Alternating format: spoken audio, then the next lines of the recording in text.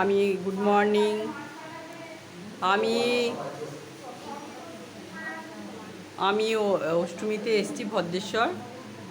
এইটা হচ্ছে আমার মায়ের ঠাকুরঘর, এটা হচ্ছে আমাদের গোপাল, দক্ষিণা শঙ্খ। এগুলো সব আমার বর প্রতিষ্ঠিত। আমার বাবা পুজো করতো, মা করতো।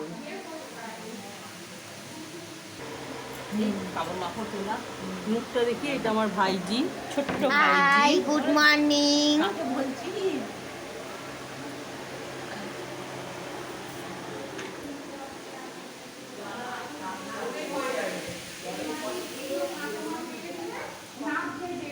এই চুপ চুপ।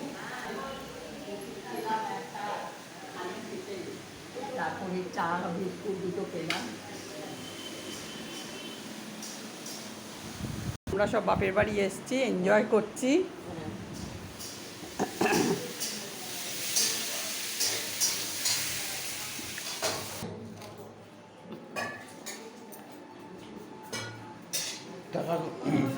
শুধু মুখটা দেখি।